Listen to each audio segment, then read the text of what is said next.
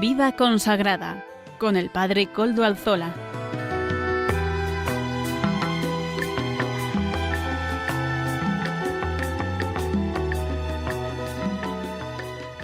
Buenas tardes, hermanos, amigos y oyentes.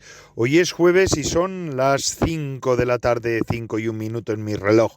Una hora menos en las Islas Canarias. Es por tanto la hora de Vida consagrada aquí en Radio María. Les saluda con sumo gusto, Padre Koldo Alzola, quien les habla, trinitario, emitiendo desde Algorta, Vizcaya, desde la parroquia del Santísimo Redentor. Y como ya es conocido para los oyentes del programa, nos encomendamos al inicio del mismo al Beato Domingo Iturrate, nuestro patrono y protector. Saludo a quienes nos están ayudando en el control en Madrid, gracias al servicio de ellos, silencioso y siempre puntual, podemos emitir en esta ocasión también. En el programa de hoy contaremos con las siguientes secciones, como son habituales: el Amaro Villanueva, la sección Música para Evangelizar, el Padre Luis Alfredo Gutiérrez Mendoza con la sección de Santos de ayer y hoy, que nos hablará, como no, de Santo Tomás Aquino, cuya fiesta celebrábamos ayer, y don Gilberto Fernández Escalante, nuestro doctor en historia, nos seguirá explicando esa historia de la Iglesia y esa historia de la vida consagrada. Hoy, 29 de enero de 2026. Estamos ya entrando en este año 2026 y, como siempre, al comienzo de este programa, vamos a unirnos también a lo que nos dice el Papa León, que ayer tuvo la audiencia general de todos los miércoles. Saben ustedes, además, pero antes de pasar con la noticia del Papa León, quisiera decirles que hoy tenemos un invitado especial en el programa que está aquí conmigo, que es el Padre Francisco Adán Moral. Él es trinitario y cumple sus 60 años de vida sacerdotal. Y por eso, como agradecimiento a Dios por esta vida sacerdotal, a continuación, en unos minutos, vamos a tener una entrevista con él para que nos explique cómo es esa dilatada vida sacerdotal trinitaria. Bueno, pero antes de eso vamos a empezar a hacernos eco de la noticia del Papa. Y así el Papa León XIV presidió, como cada miércoles, la audiencia general en el aula Pablo VI, en el día en que se celebraba la fiesta de Santo Tomás de Aquino, uno de los 37 doctores con los que cuenta la Iglesia. Santo Tomás de Aquino, nos recordaba el Papa, doctor de la Iglesia, cuya memoria celebramos hoy, decía ayer él, nos guíe en la comprensión de las Escrituras que él comentó con tanta sabiduría, para que podamos comprender cuánto Dios nos ama y desea nuestra salvación. El pontífice continuó ayer con su catequesis sobre la Constitución de Iberbum, documento que pertenece al Concilio Vaticano II y que explica la relación de Dios con el hombre. Esta vez, ayer, se centró en cómo se forja esta relación a través de las Sagradas Escrituras. Decía el Papa que la palabra de Dios no está fosilizada, sino que es una realidad viva y orgánica que se desarrolla y crece en la tradición. Esta última, la tradición, gracias al Espíritu Santo, decía el Papa, la comprende en la riqueza de su verdad, comprende la Escritura en la riqueza de su verdad y la encarna en las coordenadas cambiantes de la historia. Además, el 27 de enero, es decir, el martes pasado, se conmemoraba el Día Internacional en memoria de las víctimas del Holocausto, coincidiendo con la liberación del campo de concentración de Auschwitz. El mundo entero rindió homenaje a los 6 millones de judíos y otras víctimas del nazismo, reforzando así la lucha contra el antisemitismo. Un aniversario que León XIV también recordó en la audiencia general, hablando de que pedía al Señor, el Papa ayer pedía al Señor omnipotente el don de un mundo sin más antisemitismo y sin más prejuicio, presión o persecución contra ninguna criatura humana. Un mensaje que también transmitió un día antes de su salida, un día antes, es decir, el día en su salida de Castel Gandolfo, en la entrada de Villa Barberini. Ya saben que el Papa León XIV suele tener la costumbre de encontrarse con los medios de comunicación, con los periodistas, y aprovechó la ocasión para hacer un nuevo llamamiento por la paz en Oriente Medio y el mundo entero. Nos unimos, cómo no, una vez más, al llamado del Papa por la paz en el mundo. Rezamos por la paz en el mundo. Y además les comento, antes de seguir con los contenidos del día de hoy y la entrevista que vamos a tener a continuación, les quiero comentar que el próximo lunes, día 2 de febrero, solemnidad de la presentación del Señor en el templo, se celebra la fiesta, nuestra fiesta, el día de la vida consagrada, cuando la Iglesia eleva con sus manos la luz que no se apaga. Nosotros celebraremos la 30 Jornada Mundial de la Vida Consagrada. El lema que se nos propone este año adquiere forma de pregunta: vida consagrada, ¿para quién eres? Si ahondamos en su sentido, descubrimos que se trata de una cuestión evangélica que nace del corazón de Dios y se dirige a lo profundo de nuestra vocación. Es una pregunta que nos sitúa ante el banquete del reino y el corazón de la historia, ante el sigilo de nuestra consagración como consagrados, como vida consagrada, y el clamor concreto de los hombres y de las mujeres de nuestro tiempo. La vida consagrada no es para sí misma, nos recuerda el lema de este año y la jornada de este año. La vida consagrada nació para entregarse y transparentar un modo nuevo de vivir y servir. Somos consagrados y consagradas para Dios que nos llamó. Pero precisamente por eso somos enviados para los demás, sin barreras, sin prisas, sin distancias que sofoquen la razón de nuestro amor primero. Somos para los que caminan sin rumbo, también para quienes transitan en los caminos de la vida con el cansancio acumulado, y también para aquellos que están con el corazón herido. Somos para los que se han quedado al borde del sendero, como aquel hombre del Evangelio, golpeados por la dureza de la existencia y el silencio de demasiadas noches en vela. Somos para los tristes, también para los que han perdido la alegría de vivir y yacen escondidos en algún sueño. Somos para los que han visto apagarse sus promesas. Somos también para los cansados, para quienes sostienen cargas que no eligieron y responsabilidades que nadie comparte. Somos para los que flojean en la fe, como no, para los que rezan con miedo y dudan sin atreverse a confesarlo. Somos para aquellos que han sido y son perseguidos por su fidelidad a Cristo. Somos para aquellos que sufren la esclavitud por creer en Cristo, por ser cristianos, que hoy más que nunca suman miles. Somos para quienes viven atrapados en la desesperanza cotidiana, en la precariedad, en la exclusión. Somos para quienes viven en la soledad, para quienes habitan todas las cosas llenas de silencio. Somos para colaborar con todos aquellos que son descartados. Somos para aquellos que viven en las periferias de la existencia, como nos recordaba el Papa Francisco y ahora nos recuerda el Papa León. Somos también comunidad que acoge, fraternidad posible, signo humilde que es posible vivir juntos desde la diferencia reconciliada. Somos para colaborar en redes que multiplican vida y nos llevan a donde solo no podríamos llegar, entretejiendo esfuerzos con otros para que la esperanza encuentre caminos que ninguna congregación podría abrir por sí sola. Somos carisma que viene a enriquecer a la Iglesia.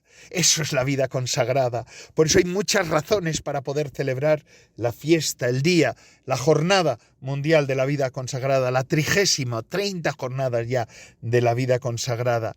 Es decir, en la pregunta ¿para quién eres? Vida consagrada, ¿para quién eres? Hay muchas respuestas. Bendito sea. Somos aquellos que anuncian el Evangelio y que tienen en ello su gran alegría. Esta es la vida consagrada, así que feliz jornada de la vida consagrada este lunes.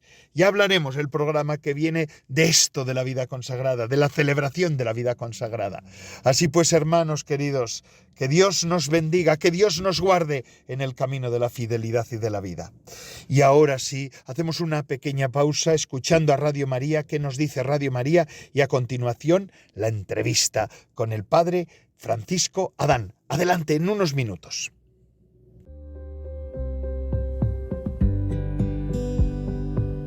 En enero de 1999, Radio María comenzó sus emisiones en España.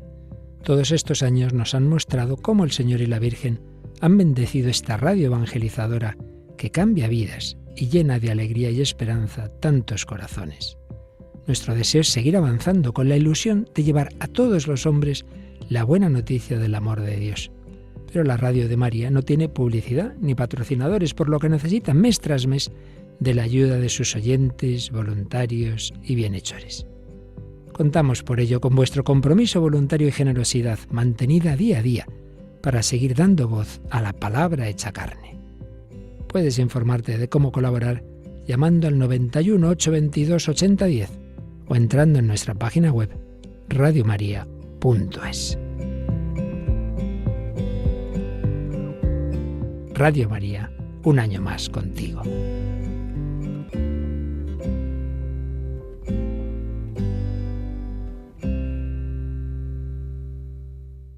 Pues después de haber escuchado esto que nos dice Radio María, gracias Radio María por estar ahí, por ser la radio de referencia para tantos y también para nosotros.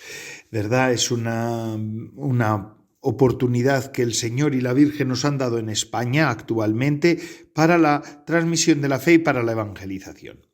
Al comienzo del programa les he dicho que hoy teníamos un invitado especial, el Padre Francisco Adán Morales. Es trinitario y del Toboso en concreto, de ese pueblo que hizo famoso el Quijote, ¿verdad? Dulcinea del Toboso, nacido el 19 de diciembre de 1939. Lo entrevistamos porque ha cumplido este año pasado 60 años de vida sacerdotal, porque fue ordenado sacerdote en la Basílica de San Juan de Letrán en Roma el 3 de abril de 1965. Buenas tardes, Padre Francisco, ¿qué tal está? Bien.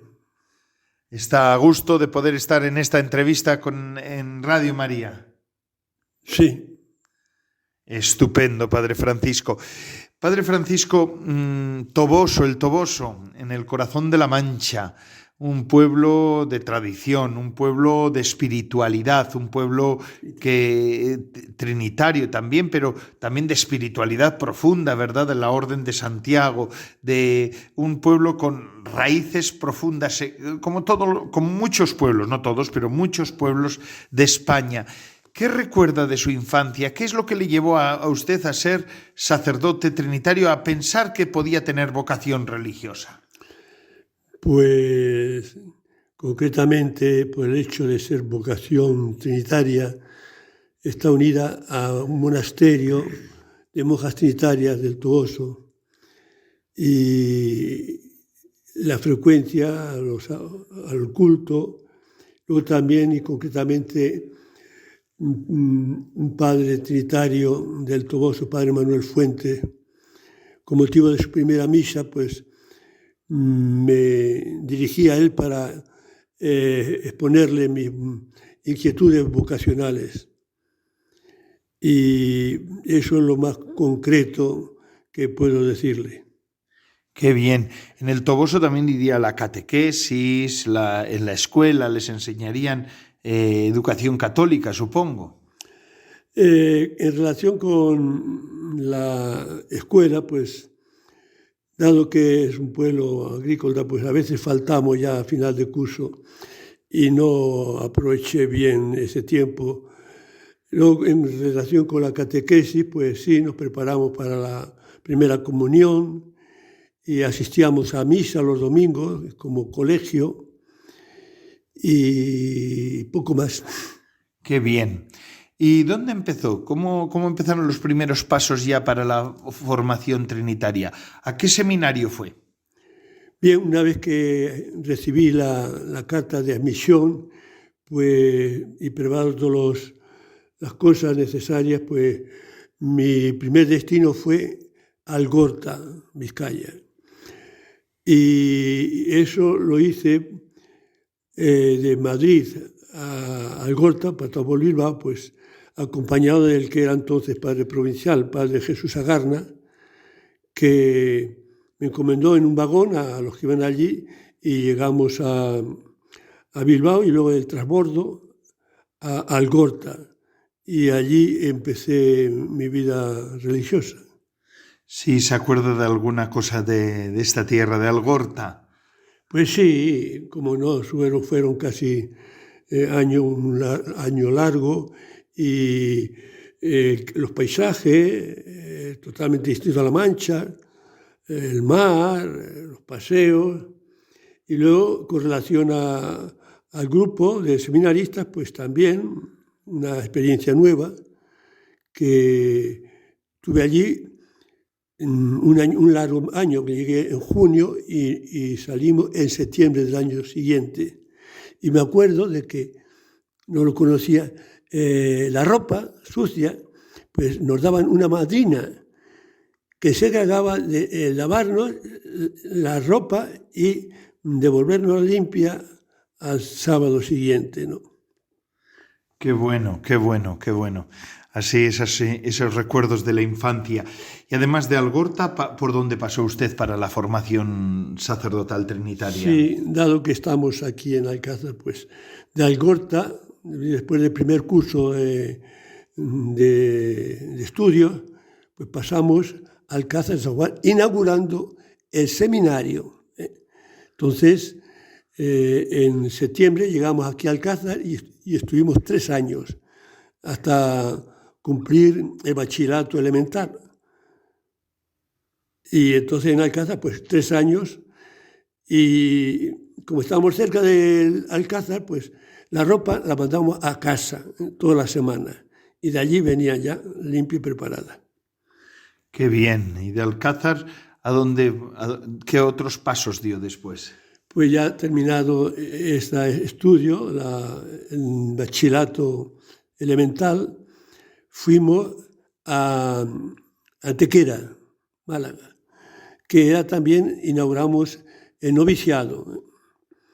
Y allí pasamos un año de formación religiosa trinitaria y espiritual, con el padre Manuel Fuentes, que era el maestro de novicios. Qué bien, qué bien.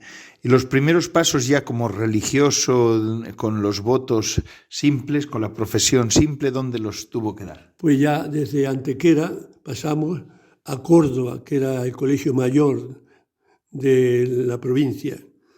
Y allí pues estuve varios años estudiando teología y también preparándonos completando los estudios de bachillerato superior.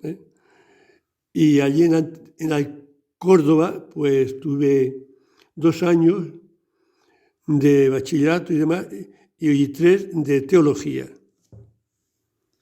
Muy bien. 5 años. También ha pasado por Roma, ¿verdad? Después estuvo usted estudiando en Roma. Exactamente. Después del 3er año de teología, pues nos mandaron a Roma, a nuestro colegio San Carlino. Y allí estudié otros 2 años y conseguí el bachillerato en teología. Y luego, luego allí, pues, 2 años, y luego después, 1 año estuve en la Virgen de la Cabeza con los estudiantes y volví otra vez a Roma, y en lugar de seguir la teología, me fui al estudio de pedagogía con los salesianos, en el Ateneo Salesiano, 3 años más. Ya. Esos son ya estudios ya de pedagogía, de educación, de especialización. Y ahora en su vida sacerdotal, 60 años de vida sacerdotal, por dónde ha pasado, cuáles han sido los, no todos, pero sí los destinos que igual más huella han dejado en usted. Pues bien, decir que fui ordenado sacerdote en el 65 y una vez que terminé los estudios, pues el primer destino fue Antequera y luego, después de Antequera, Córdoba, donde estuve allí 17 años dando clase en nuestro colegio de la Santísima Trinidad. 17 años. Después de Córdoba, me mandaron aquí a Alcázar de San Juan 3 años. 3 años en que tuve la ocasión de hacer un estudio sobre la fundación de Alcázar. Y después de aquí, a la Virgen de la Cabeza, 3 años más. Después pasé a Córdoba otra vez, que estuve allí 6 años más. Ya no solamente el estudio del colegio, sino a la pastoral parroquial. 6 años. Qué bien. Y luego siguió también con otros sitios. Estuvo también en América, ¿verdad? Exactamente. Exactamente. Entonces, antes de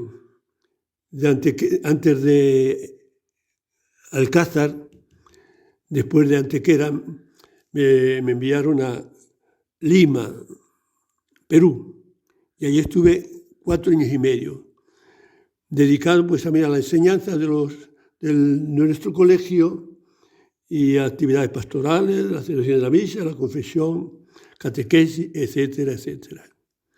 Yo sé que ha estado también un tiempo en la cabeza, no solamente en esa primera parte, sino después también con la pastoral mariana en Andalucía. Estamos en Radio María. Por eso me gustaría que usted también nos hiciera unas pinceladas de lo que es la devoción mariana, de lo que es la actividad y la pastoral en un santuario mariano. Exactamente. En el Santuario Virgen de la Cabeza estuve primero 1 año después de la ordenación, luego volví otros 3 años y por último ya estuve desde 1909 al 2022 allí en el santuario, pues atendiendo a los peregrinos, viviendo vida comunitaria, predicando algunos triduos en honor de la Virgen en distintos lugares y más bien pues así fue. Luego también me dediqué un poquito aquí un aspecto de indagar en nuestra historia trinitaria en el santuario y allí publiqué varios libros sobre el Santuario Virgen de la Cabeza y los Trinitarios. Ya. Y María, ¿quién es María para el pueblo andaluz y para el pueblo español también y para usted como sacerdote? Bueno, pues allí en la Virgen de la Cabeza se nota ese fervor popular de corazón, muchas peregrinaciones durante el año, andando, sacrificio, y te contagia un poco esa devoción a la Virgen. Luego también para mí fue importante porque una vez que dejé Córdoba, pues a veces pues uno se va pegando a las personas y a las cosas, pues allí sirvió un tiempo de purificación y de despego de esos afectos humanos que a veces cogemos. Y allí pues estuve, como debe decir, viviendo la devoción del pueblo de Dios y también nuestra vida comunitaria. Qué bien. ¿Y María? ¿Quién es María? María. Hombre, la Virgen María para mí es importante, como para todos los cristianos, pero para mí ha sido importante porque en los momentos difíciles he sentido su ayuda y su protección. Entonces, pues la orden trinitaria también tiene su devoción a la Virgen y eso pues me ha ayudado también a mantenerme fiel a mi vocación religiosa, trinitaria y sacerdotal. Y ahora, Padre Francisco Adán Morales, es con el que estamos entrevistándonos en sus 60 años de vida sacerdotal trinitaria. Una cosa que se nos ha olvidado decir, es que su primera misa la celebró en las monjas trinitarias de su pueblo natal, el Toboso, en el corazón de la Mancha, en Toledo, ¿verdad?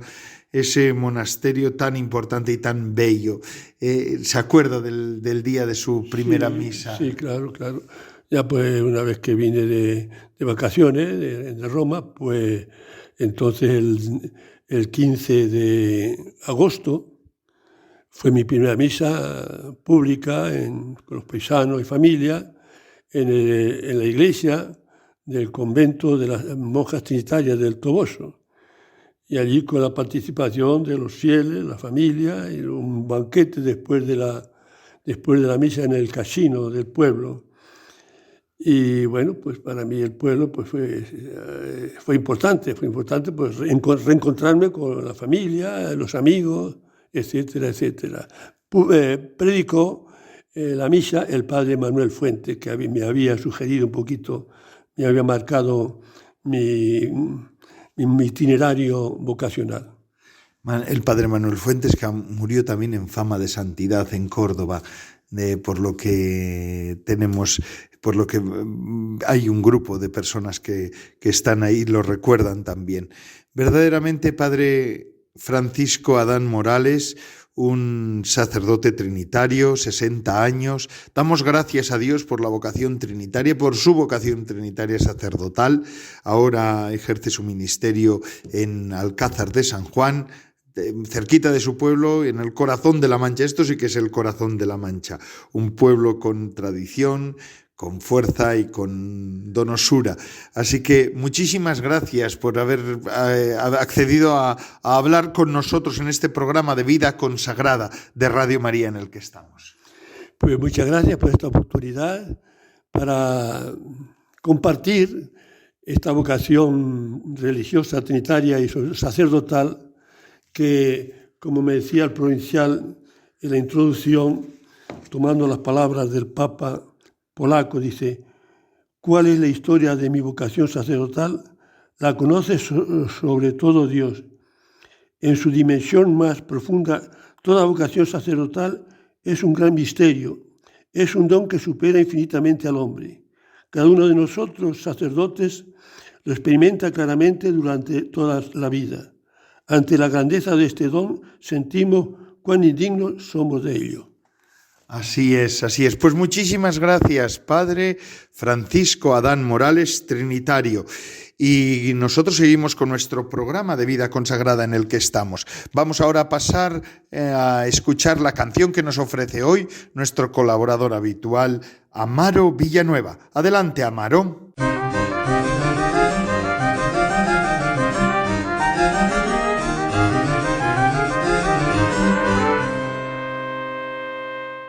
Buenas tardes, Padre Coldo, y buenas tardes a todos los oyentes de Radio María. Hoy, en la sección de música para evangelizar, escucharemos la canción Te amo, del grupo Siervas.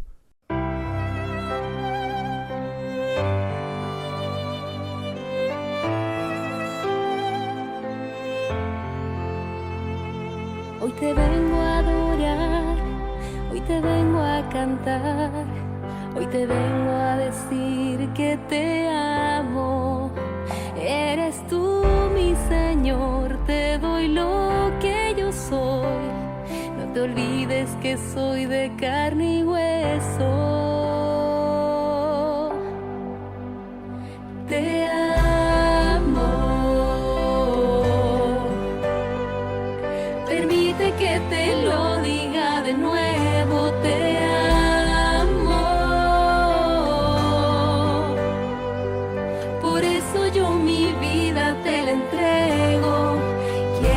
Llevarte, ir por todas partes, cantar que hay esperanza, que estás vivo.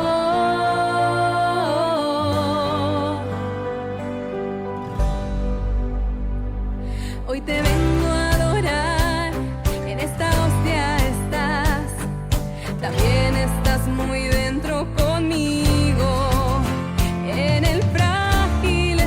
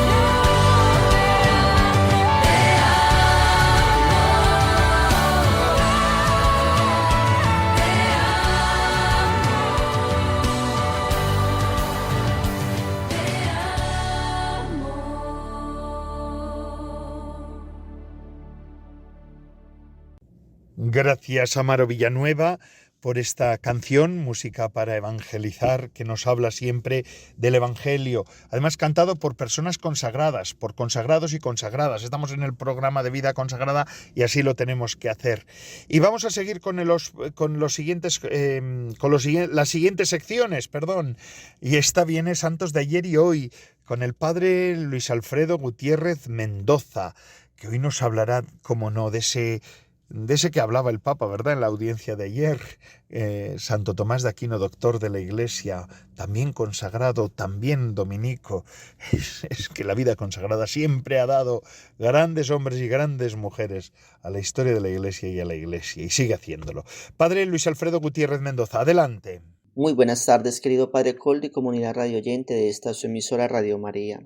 Les saluda nuevamente en este jueves 29 de enero del año en curso su amigo y hermano en la fe, el Padre Alfredo Gutiérrez, de la Orden de la Santísima Trinidad y de los Cautivos. Bien, mis queridos hermanos, en este día, en este espacio de nuestro programa, quisiera traer a colación la memoria o la figura de un gran hombre, un gran intelectual, un gran religioso, un gran predicador, cuyas enseñanzas y doctrinas plasmadas en sus escritos siguen siendo tan actuales como en su tiempo.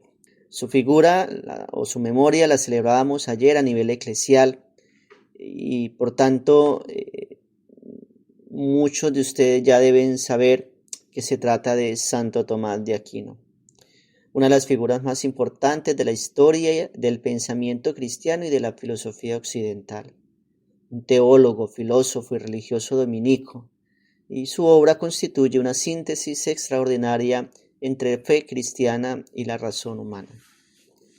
Por tanto, Santo Tomás de Aquino marca un antes y un después en la teología y la filosofía cristianas. Su enfoque revolucionario, por decirlo así, integró las herramientas intelectuales de su tiempo, logrando una síntesis entre fe y razón que trascendió los límites de la época. Su defensa del estudio como camino hacia la verdad divina convierten a Santo Tomás en una figura clave, tanto en su tiempo como actualmente. Su obra magna, la Suma Teológica, sentó las bases para una reflexión teológica sistemática, que aún inspira a estudiosos y creyentes. Sus enseñanzas, basadas en principios como la búsqueda incansable de la verdad y la confianza en el poder de la gracia, siguen siendo un faro para la Iglesia del siglo XXI. Por tanto, mis queridos hermanos, trataremos de ver en este espacio de nuestro programa su vida, su formación, su trayectoria religiosa, sus principales aportes intelectuales y la importancia dentro de la Iglesia que tiene este gran hombre y la actualidad de su pensamiento. ¿Qué podemos decir acerca de su biografía? Tomás de Aquino nace hacia los años 1224 o 1225 aproximadamente en el castillo de Rocaseca, cerca de la ciudad de Aquino, en el reino de Sicilia, actual Italia. Pertenecía a una familia noble, hijo de los condes de Aquino. Su padre fue Landolfo de Aquino y su madre Teodora.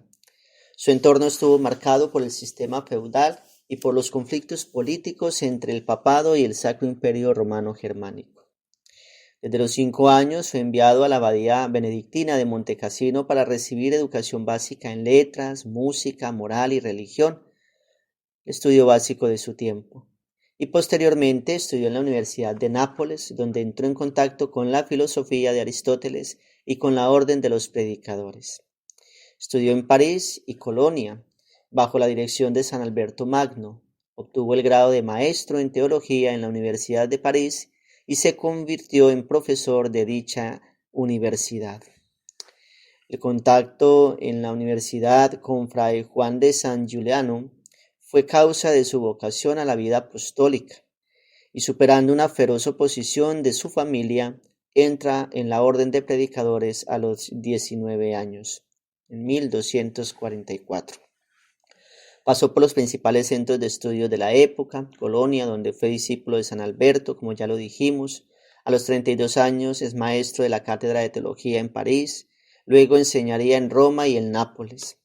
Alternó la enseñanza con la predicación y con eficaces intervenciones ante la curia pontificia en favor de los mendicantes y otros asuntos. Siempre se destacó por un gran candor de vida y una fiel observancia de la vida conventual.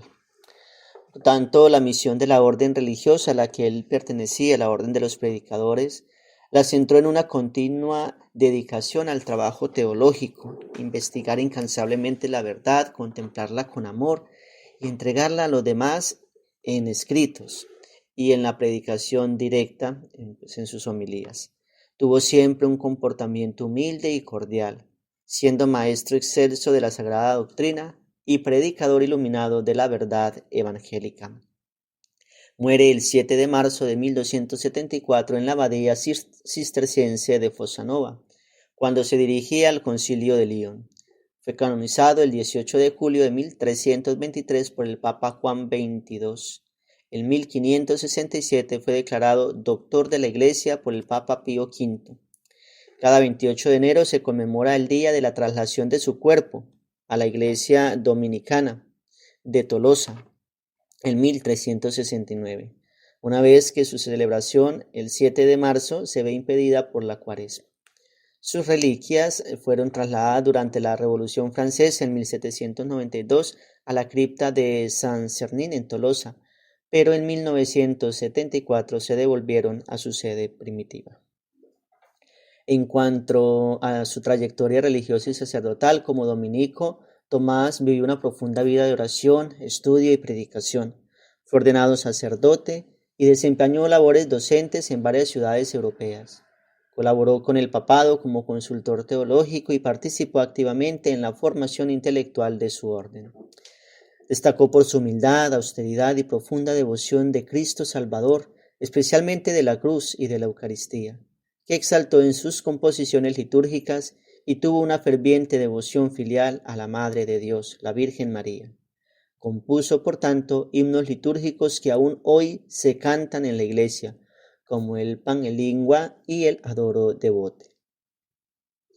Sus principales obras, o las más importantes podríamos decir, aunque todas son importantes, se encuentran obviamente la Suma Teológica, la Suma contra los Gentiles, los comentarios a la Sagrada Escritura, los comentarios a Aristóteles y los escritos litúrgicos y eucarísticos. La Suma Teológica constituye una exposición sistemática de la doctrina cristiana organizada en forma racional y pedagógica. Los principales aportes filosóficos y teológicos hace una síntesis entre la fe y la razón. Santo Tomás enseñó que la fe y la razón no se contradicen, pues ambas proceden de Dios.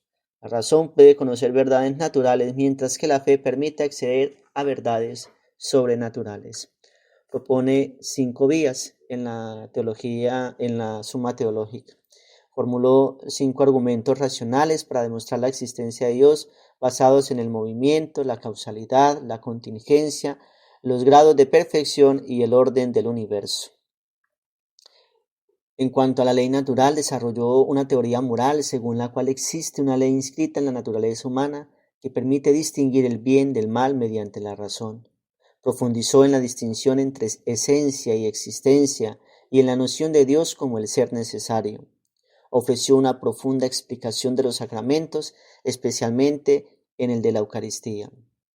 Su importancia dentro de la Iglesia católica, Santo Tomás es considerado el máximo representante de la escolástica medieval.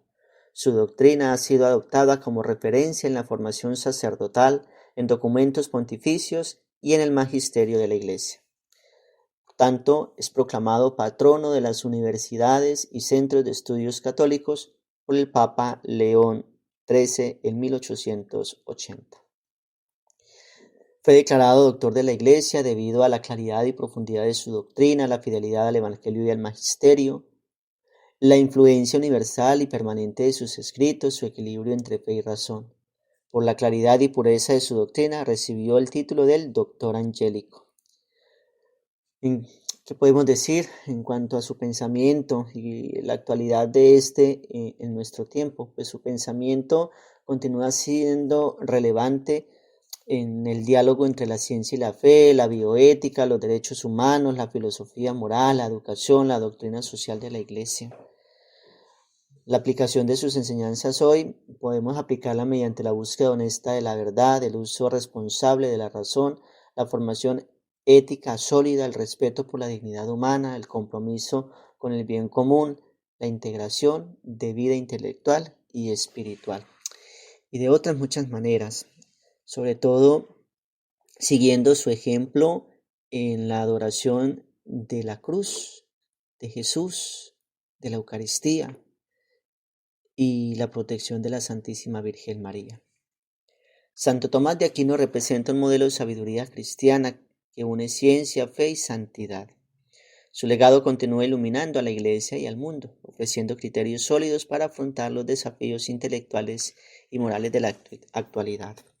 Mis queridos hermanos, no dejemos pasar esta oportunidad de conocer un poco más acerca de la vida de este gran hombre, tan actual en nuestra época.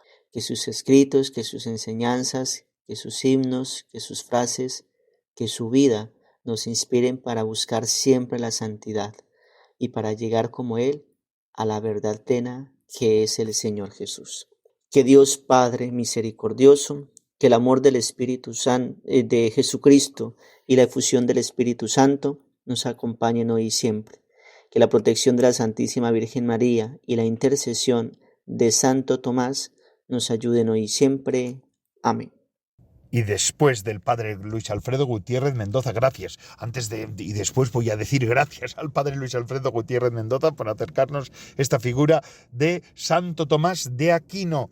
Y ahora seguimos con la última sección del programa, que hoy es Historia de la Iglesia, con el historiador de la Iglesia, que es Gilberto Fernández Escalante, la historia de la vida consagrada. Además seguimos con los dominicos, qué mejor hoy que hablar de los dominicos. Adelante, don Gilberto Fernández Escalante. Un saludo fraterno a nuestros radioyentes de Vida Consagrada. Con el programa de hoy llegamos prácticamente al final del ciclo dedicado a las órdenes mendicantes, como sabemos, surgidas en el cambio de siglo entre el XII y el XIII, como una de las respuestas más significativas de la Iglesia medieval a un mundo en profunda transformación. El crecimiento de las ciudades, el cambio de las estructuras sociales, la aparición de nuevas formas de pobreza y la difusión de corrientes heterodoxas plantearon a la Iglesia un desafío que exigía una renovación profunda del modo de vivir y anunciar el Evangelio. En este contexto se sitúa la Orden de San Agustín, una orden mendicante de perfil bastante singular, cuyo origen no se explica a partir de la iniciativa carismática de un fundador individual, sino como fruto de un proceso de unificación eclesial, cuidadosamente impulsado y dirigido desde el papado. Esta particularidad será la que marcará decisivamente su identidad en el medio. Para comprender a los agustinos medievales es imprescindible partir del propio San Agustín de Hipona, pero no del Agustín histórico aislado de su recepción, sino del Agustín leído, interpretado y reelaborado por la Edad Media. Como demuestra Isabella Gagliardi, a partir del siglo XIV la Orden de San Agustín desarrolla conscientemente una narrativa identitaria que presenta a San Agustín como un auténtico padre fundador espiritual, incluso cuando el origen histórico de la Orden sea posterior y de naturaleza. La clave de esta apropiación, podríamos llamarlo así, es la regla de San Agustín, un texto breve, sin aparato jurídico completo, pero de una densidad espiritual extraordinaria. Esta, ya desde su primera línea, establece el principio que ordena toda la vida religiosa. Ante omnia, fratres carissimi, diligatur Deus deinde proximo. Ante todo, hermanos queridos, amad a Dios a partir del prójimo. Esta afirmación, citada y comentada de forma constante por los agustinos medievales, sitúa el amor como fundamento absoluto de la vida consagrada. No se trata de una espiritualidad definida por prácticas ascéticas extremas, sino por la orientación interior del corazón. Además, la regla insiste en la vida común como expresión concreta de ese amor. Erant illis omnia communia et erat illis anima una et cor unum in Deum. Hace referencia, ¿no?, al libro de los Hechos de los Apóstoles, ¿no? Vivían todos en comunidad, eran una sola alma y un solo corazón. Como subraya Lazcano, esta referencia explícita a la comunidad apostólica permitió que la regla fuera considerada particularmente adecuada para comunidades insertas en contextos urbanos, donde la vida religiosa no podía desarrollarse al margen. El nacimiento de la Orden de Ermitaños de San Agustín, ese es su nombre originario, Se inscribe en el amplio movimiento de reorganización eclesial posterior al Cuarto Concilio de Letrán de 1215.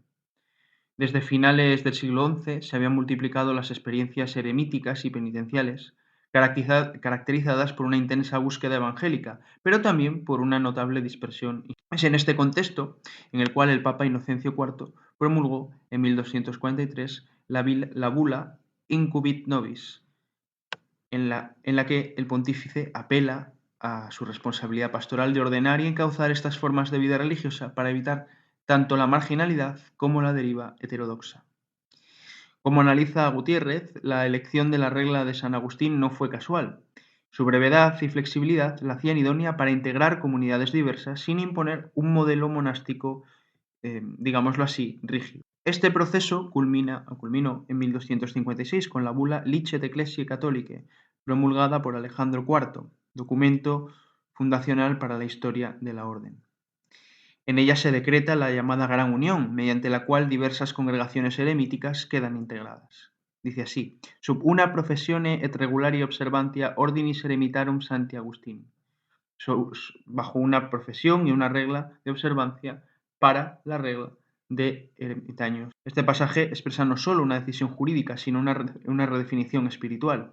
Los ermitaños pasan a formar una fraternidad mendicante al servicio de la Iglesia. Y el mayor cambio que implicó la Gran Unión en la forma de vida de los agustinos fue que estos abandonaron progresivamente los espacios rurales y solitarios para establecerse en ciudades donde la Iglesia necesitaba predicadores formados y pastores cercanos al pueblo. Huelga decir que este tránsito no estuvo exento de tensiones. Como bien han documentado la historiografía, algunos religiosos manifestaron resistencia a abandonar la vida eremítica estricta, mientras que otros asumieron plenamente la nueva orientación apostólica. La regla de San Agustín, sin embargo, ofrecía un marco suficientemente flexible para sostener este cambio, ¿no? Dice: non dicatur aliquid proprium, sed sin vobis omnia communia. Es decir, apela a que ninguno esté solo o haga, digámoslo así, la guerra por su cuenta, sino que todo ha de ser de manera común. Y es que la comunidad deja de ser solo un medio de subsistencia para convertirse en el núcleo de la experiencia espiritual. En el pensamiento agustiniano medieval, la comunión fraterna es un signo visible de caridad divina y por tanto un elemento esencial de la vida. Otro de los rasgos más característicos de la orden en la Edad Media fue la importancia que se le concedió al estudio. Desde finales del siglo XIII los agustinos se implantaron en las grandes universidades europeas y, como demuestra Magner, el estudio fue concebido desde el inicio como un instrumento al servicio del apostolado, especialmente de la predicación y de la dirección. En los siglos XIV y XV, la identidad espiritual de la orden se consolidó a través de una producción pastoral y teológica notable. La misma Isabella Gagliardi, la que citábamos antes, ha mostrado cómo los frailes agustinos de este periodo elaboraron una espiritualidad centrada en la conformación interior con Cristo, guiada por la escritura y la gracia, más que por una moral de observación. Autores como Simone da Cascia o Girolamo da Siena insisten en que la santidad no depende del estado de vida ni del sexo, sino de una adhesión interior a Cristo, una adhesión que debe ser acompañada por la dirección espiritual del fraile agustino. Esta perspectiva precisamente explica el fuerte acento agustiniano en la interioridad, heredero directo del pensamiento. Bueno, normalmente nos referimos a los hombres, ¿no? Nos hemos referido a los frailes, pero también numerosas comunidades femeninas adoptaron la regla agustiniana y se integraron plenamente en la vida religiosa urbana. Un ejemplo lo tenemos en el convento de San Leandro de Sevilla, que constituye un ejemplo paradigmático, ¿no? El estudio que hizo en el año 2019 Salvador Guijo Pérez analizaba con detalle los favores y apoyos institucionales que permitieron su fundación y consolidación durante la Edad Media. Esta entidad contó con el respaldo de la monarquía, la nobleza y las autoridades eclesiásticas, lo que garantizó su estabilidad económica, su protección jurídica y la continuidad. También Guijo Pérez muestra cómo estos apoyos no fueron meramente circunstanciales, sino que partían de una estrategia de inserción institucional que permitía a la comunidad femenina desarrollar plenamente su vida consagrada. El caso de San Leandro demuestra que el agustinismo femenino no fue marginal, sino una pieza activa del entramado eclesial medieval, plenamente coherente con la espiritualidad de la regla. Bien, y al final de este recorrido diremos que la orden de San Agustín aparecía como una de las expresiones más equilibradas del movimiento mendicante medieval. Su identidad se articulaba en torno a tres ejes inseparables: interioridad, vida en común y apostolado. La lectura o relectura medieval de San Agustín permitió a la orden responder a los desafíos de su tiempo, sin romper con la tradición antigua. En un mundo urbano complejo y cambiante, los agustinos ofrecieron una espiritualidad capaz de unir contemplación y acción, estudio y predicación, comunidad y misión. Y en el próximo programa nos adentraremos un poco más en la teología que sustenta todo esto. En fin, muchas gracias a todos nuestros oyentes por acompañarnos una vez más. Y ahora, Padre Coldo, le devuelvo la palabra. Adelante, Padre. Gracias, don Gilberto Fernández Escalante, nuestro colaborador laico, historia de la Iglesia, historia de la vida consagrada, maravilla, maravilla. ¿No es una maravilla todo esto? Pues claro que sí. Y ahora vamos a continuar y acabar ya el programa, más que continuar, continuamos con Radio María, porque Radio María no acaba y sigue mandándonos y sigue ofreciéndonos siempre la programación, las 24 horas, pero nosotros sí que nos tenemos que ir. Ya saben que me pueden escribir a vidaconsagrada@radiomaria.es, vidaconsagrada@radiomaria.es, ahí me pueden escribir. Además pueden escucharnos en los podcasts de la web de Radio María, podcast, ahí está. Y también, pues, si quieren una copia de este programa o de cualquier otro programa, pues pueden escribir a Estudios Centrales, Paseo Lanceros número 2, Centro Comercial Planta Primera 28, 024, Madrid. Y en horario de atención al público, de lunes a viernes, de 9 de la mañana a 20 horas de la tarde, en el siguiente teléfono lo pueden pedir, pueden solicitar cualquier copia de programas de Radio María. 91 822 8010. 91 822 8010. Es el teléfono de atención que tiene Radio María, así que pueden llamar allí mismo. Y con esto ya acabamos el programa del día de hoy. Vida Consagrada se acaba hasta la semana que viene, si Dios lo quiere, ¿verdad? Así que en este programa les deseo una buena semana, una buena fiesta de la vida consagrada a todos los consagrados y a todas las consagradas, ese 2 de febrero, día de la presentación del Señor, solemnidad de la presentación del Señor.